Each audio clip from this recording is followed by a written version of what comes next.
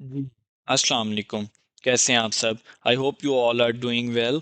अच्छा, आज की इस वीडियो में हम गोल्ड मार्केट का वीकली एनालिसिस करेंगे और देखेंगे coming week gold market bullish रहेगी या बेरिश रहेगी, किस तरह इस मार्केट से हम लोग प्रॉफिट निकाल सकते हैं। वीडियो स्टार्ट करने से पहले अगर हम अपने लास्ट वीक के वीकली एनालिसिस की बात करें तो लास्ट वीकली एनालिसिस में इलेक्शन इफेक्ट हम लोगों ने 2700 तक सेलिंग एक्सपेक्ट की थी, लेकिन मार्केट ने ज़्यादा सेलिंग अपॉर्चुनिटी हमें प्रोवाइड की है। और अगर आप इस तरह का एनालिसिस देखकर प्रॉफिट करना चाहते हैं, आपने क्या करना है, एम ए वेंचर्स के चैनल को सब्सक्राइब करना है, जहां पे आपको सबसे पहले वीकली एनालिसिस प्रोवाइड किया जाता है। वीकली एनालिसिस प्रोवाइड करने के बाद आपको डेली की फोरकास्ट भी प्रोवाइड की जाती है, अच्छे लेवल्स आप लोगों के साथ शेयर किए जाते हैं। तो आपने क्या करना है, एम ए वेंचर्स के चैनल को सब्सक्राइब करना है और यहाँ पे एक हमारा व्हाट्सएप पे चैनल है जहाँ पे हम लोग ट्रेड एक्टिविटी, अच्छे level, zone, reach and everything आप लोगों के साथ शेयर करते रहते हैं। तो डिस्क्रिप्शन में मौजूद लिंक से आप इसको भी फॉलो कर सकते हैं। और यहाँ पे गोल्ड के अलावा जितने भी पेयर्स के एनालिसिस होंगे वो मार्केट ओपन होने से कुछ घंटे पहले आप लोगों के साथ इस चैनल में शेयर किए जाएंगे, ठीक है। और अगर आप हमारा सिग्नल ग्रुप ज्वाइन करना चाहते हैं जहाँ पे कुछ इस तरह के सिग्नल्स आप लोगों के साथ सेलिंग बाइंग के शेयर किए जाते हैं, तो आपने क्या करना है, हमारे रिकमेंडेड ब्रोकर के साथ अकाउंट ओपन करना है, ठीक है। अकाउंट ओपन करने के बाद आपने स्क्रीनशॉट व्हाट्सएप पे शेयर करना है, ठीक है, आपको उसमें ऐड कर दिया जाएगा। तो अब बगैर टाइम वेस्ट किए बढ़ते हम अपने एनालिसिस की तरफ। तो आप सबको ये चीज़ पता है कि जो हमारे एनालिसिस होते हैं वो बड़े टाइम फ्रेम से स्टार्ट होते होते स्मॉल टाइम फ्रेम की तरफ आते हैं। तो सबसे पहले अगर हम फंडामेंटल देखें तो मंडे को हमारे पास कोई न्यूज़ नहीं है, ट्यूसडे को भी कोई न्यूज़ नहीं है। वेडनेसडे को बात करें तो सीपीआई का डाटा हमारे लिए बहुत इंपॉर्टेंट है, ठीक है। सीपीआई का डाटा जो होता है वो मंथ के सेकेंड वीक के वेडनेसडे या थर्सडे, इन 2 डेज में से एक दिन होता है, ठीक है। थर्सडे को हमारे पास पीपीआई का डाटा है और फ्राइडे को हमारे पास स्पीच है और रिटेल सेल्स का डाटा है, ठीक है। तो इन सब फंडामेंटल्स को हम लोग माइंड में रखते हुए अपने टेक्निकल एनालिसिस को स्टार्ट करते हैं, लेवल्स निकालते हैं और अपने लिए कमिंग वीक की बाइंग एंड सेलिंग अपॉर्चुनिटीज़ को फाइंड करते हैं। सबसे पहले हम लोग बात करेंगे मंथली टाइम फ्रेम की, ठीक है। तो मंथली टाइम फ्रेम में अगर हम लोग एक दो कैंडल्स ही देखनी होती हैं तो मंथली टाइम फ्रेम के अकॉर्डिंग ये देखें, ये एक फेयर वैल्यू गैप है। अगर मार्केट यहाँ तक आई है तो मार्केट ये फेयर वैल्यू गैप को टैप कर सकती है, ठीक है। टैप करके मार्केट अगेन बाय साइड पे मूव ऑन प्रोवाइड कर सकती है, ठीक है। तो ये फेयर वैल्यू गैप आपने याद रखना है, जो कि ऑलमोस्ट 2600 से स्टार्ट हो रहा है और लास्ट हो रहा है 2535 के जोन, ठीक है। ये फेयर वैल्यू गैप आपने याद रखना है। अब हम चलते हैं वीकली टाइम फ्रेम में। वीकली टाइम फ्रेम में देखें तो मार्केट में सेलिंग रिजेक्शन तो बहुत ज़बरदस्त आई है, ठीक है। सेलिंग रिजेक्शन भी सेल भी बहुत ज़बरदस्त आई है ड्यू टू इलेक्शन इफेक्ट, और सेलिंग में रिजेक्शन भी लास्ट पे जो हमारा जोन था, ठीक है, जो लास्ट वीक आपके साथ ये जोन शेयर किया था, मार्केट ने इसको भी एक अच्छी रिस्पेक्ट प्रोवाइड की है और एक अच्छी बाइंग अपॉर्चुनिटी और रिजेक्शन में कैंडल क्लोज की है, ठीक है।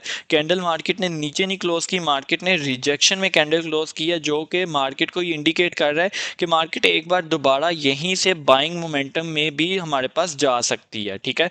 और अगर मार्केट ये जोन ब्रेक करती है तो जो नेक्स्ट हमारे पास इसमें एक अच्छा लेवल होगा बाइंग, वो ये पड़ा हुआ है।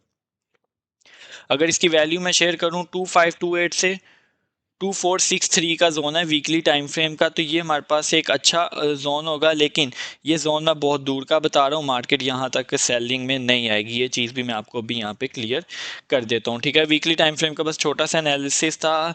जो हमारा मेन एनालिसिस है वो 4 आवर एंड 1 आवर का, ठीक है। तो जल्द से जल्द हम उसको कंप्लीट करते हैं और उस फॉर्म में हम लोग मूव ऑन करते हैं। अच्छा, सबसे पहले आप लोगों ने ये देखना है कि मार्केट ने डेली टाइम फ्रेम में चेंज ऑफ कैरेक्टर कर दिया, ठीक है। अब हमें वेट करना है कि मार्केट क्या अपनी सेकंड डिमांड ब्रेक करती है, और सेकंड डिमांड मार्केट अपनी कभी भी इजीली ब्रेक नहीं करती, ठीक है। क्योंकि अगर सेकंड डिमांड ब्रेक हो जाए तो इसका मतलब है कि मार्केट बहुत ज़्यादा सेल में जाएगी, और सेकंड डिमांड मार्केट की पड़ी है ये। अगर इसकी मैं वैल्यू आप लोगों के साथ शेयर करूं, बल्कि इसकी वैल्यू मुझे प्रॉपरली आप लोगों के साथ शेयर करनी पड़ेगी। इसकी वैल्यू ऑलमोस्ट ऑलमोस्ट हमारे पास बनेगी यहाँ पे, ये आपके सामने येलो पॉइंट्स में नज़र आ रही हैं, ठीक है। इसकी जो वैल्यू स्टार्ट हो रही है 2624 से स्टार्ट हो रही है और जो लास्ट हो रही है 2605 का, ये जो 200 पिप्स का जोन है ये हमारे लिए बहुत ज़्यादा इंपॉर्टेंट जोन है। मार्केट में यहाँ से 110% बाइंग अपॉर्चुनिटी हमें मिलने वाली है, और बाइंग अपॉर्चुनिटी जो इसका फर्स्ट टारगेट होगा, फर्स्ट टारगेट ही हमारे पास 2680 का होगा, ठीक है। 600 प्लस पिप्स की ये जोन हमें ट्रेडिंग अपॉर्चुनिटी प्रोवाइड कर सकता है, ये बात आप लोगों ने याद रखनी है। और इस जोन को आप लोगों ने अच्छी तरह अपने चार्ट्स पे मार्क आउट कर लेना है, ठीक है। और एक ये जोन हमारे लिए अब इंपॉर्टेंट है, और दूसरा जोन जो हमारे लिए इंपॉर्टेंट है वो यहाँ पे ये पड़ा हुआ है, अगर इस जोन की मैं वैल्यू आप लोगों के साथ शेयर करूं तो इसकी बनेगी 2770 से 2792 का जोन। ठीक है, ये जोन भी हमारे लिए बहुत ज़्यादा इंपॉर्टेंट है। अब हो सकता है कि मार्केट इसी जोन में एक हमें तकरीबन कमिंग 2-3 मंथ तक हमें बाइंग सेलिंग अपॉर्चुनिटी इसी जोन के अंदर प्रोवाइड कर सकती है। ठीक है, ये बात आप लोगों ने माइंड में रखनी है। सेकंड बात, यहाँ पे आप लोगों के साथ एक ये ट्रेंड लाइन शेयर की हुई है। ठीक है, किस पॉइंट्स को डेली टाइम फ्रेम की हम बात करें, ये पॉइंट्स को ज्वाइन किया हुआ है। अब आप लोगों ने क्या करना है, इस ट्रेंड लाइन को कंट्रोल सी कंट्रोल वी कर लें।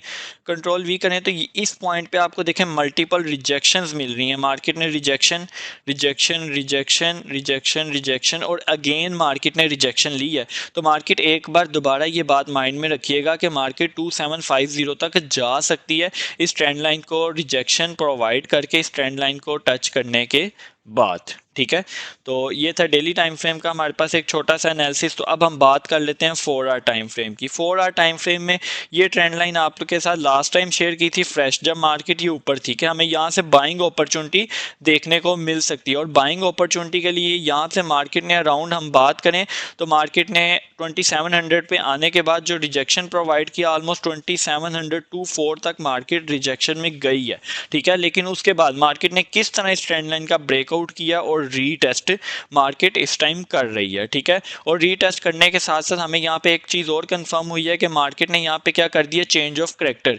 चेंज ऑफ करेक्टर का मतलब है कि 4 आवर का स्ट्रक्चर भी अब हमारे पास क्या हो गया, सेल में शिफ्ट हो गया है। तो जब सारे स्ट्रक्चर सेल में शिफ्ट हो गए हैं तो हमें हर एक टॉप से बाय सेलिंग भी प्रेफर करनी चाहिए। लेकिन गोल्ड में का सिचुएशन कुछ ये है कि वो चीज़ मैं आपके साथ लास्ट में फंडामेंटल पॉइंट ऑफ व्यू से शेयर करूंगा कि इसमें हमें सेलिंग ज़्यादा नहीं देखनी चाहिए। ठीक है, अच्छा, अब इसमें जो हमारे पास एक बहुत इंपॉर्टेंट सेलिंग का जोन है वो ऑलमोस्ट ऑलमोस्ट हमारे पास ये पड़ा हुआ है। ठीक है, इस जोन की अगर मैं वैल्यू आप लोगों के साथ शेयर करूं तो ये बनेगी 2735 से 2749 का जोन। 150 पिप्स का ये जोन है। ठीक है, जब मार्केट यहाँ पे आएगी इसको हम स्मॉल जोन में भी जाएंगे तो ये जोन है हमारे लिए, ये बहुत ज़्यादा इंपॉर्टेंट जोन है। किस बिहाफ पे मार्केट यहाँ पे क्या कर सकती है कि यहाँ पे अब मार्केट की एक इंटरनल स्ट्रक्चर बन रहा है। ठीक है, यहाँ से ये, इसके बाद ड्रॉप, ड्रॉप होने के बाद ये।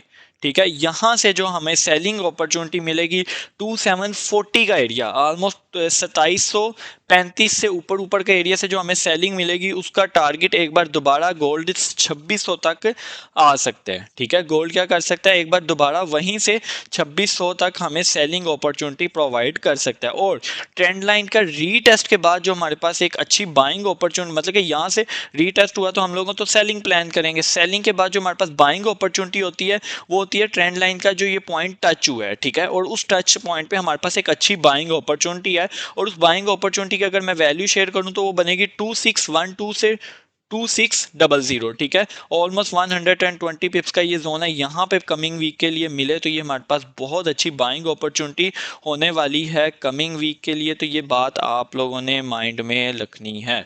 ठीक है, 4 आवर का ये एक एनालिसिस था। क्या एनालिसिस है, अगेन रिपीट कर रहा हूँ।